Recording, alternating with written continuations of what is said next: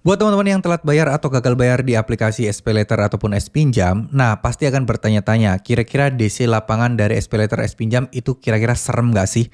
Dan mereka itu menakutkan nggak sih? Dan kira-kira mereka itu sebar data nggak sih? Pasti akan terngiang di pemikiran-pemikiran kalian. Ya, yang namanya DC lapangan, orang yang datang menagih ke rumah pasti akan menjadi sesuatu yang menakutkan bagi sebagian orang. Tapi yakinlah dan percayalah bahwa semua ini pasti akan ada solusinya.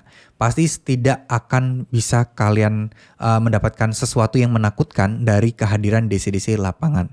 Oke, DC lapangan memang sangat-sangat ditakuti oleh sebagian nasabah gagal bayar. Bahkan mungkin 80% takut DC lapangan bakal datang ke rumah. Tapi mungkin buat yang sudah pernah didatengin, itu pasti akan membuat mereka berpikiran, wah ngapain sih takut DC lapangan? Oh ternyata segini doang. Oh ternyata tidak semenakutkan yang kita kira. Dan lain sebagainya. Memang ada beberapa oknum yang memang terlihat seram, galak, terus kemudian suka mencaci maki, itu ada, tapi itu nggak semua.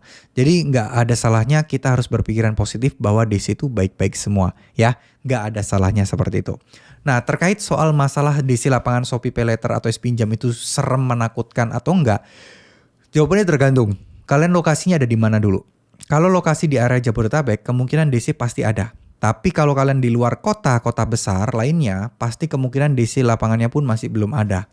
Artinya teman-teman kalau mendapatkan ancaman bahwa akan ada tim lapangan, DC lapangan yang datang ke rumah kalian untuk menagih, bisa jadi itu bohong, bisa jadi itu tidak benar. Nah, sekarang yang jadi persoalan adalah, kalau misalnya ada DC Shopee PayLater atau S-Pinjam datang, apa sih yang harus kita lakukan? Nah, karena gini, DC lapangan atau DC Shopee PayLater ini tentu saja mereka juga pasti akan mengikuti kaidah-kaidah.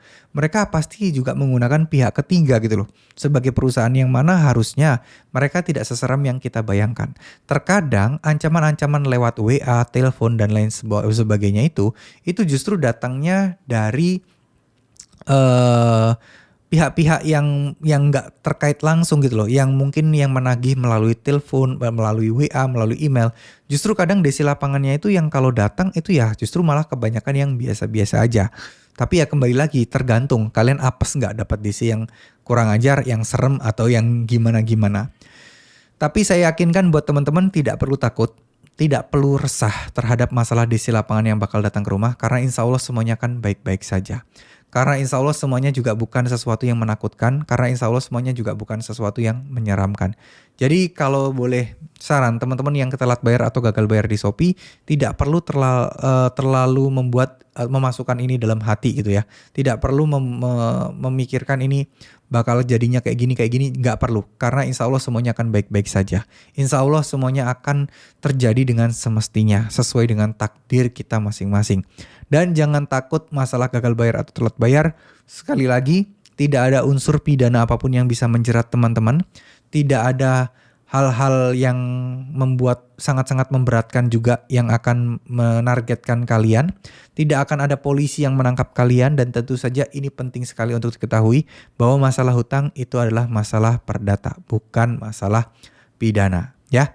Kecuali memang ada tindakan-tindakan pidana di dalamnya, baru tuh yang perdata bisa jadi ke pidana, nggak bisa bebarengan, ya.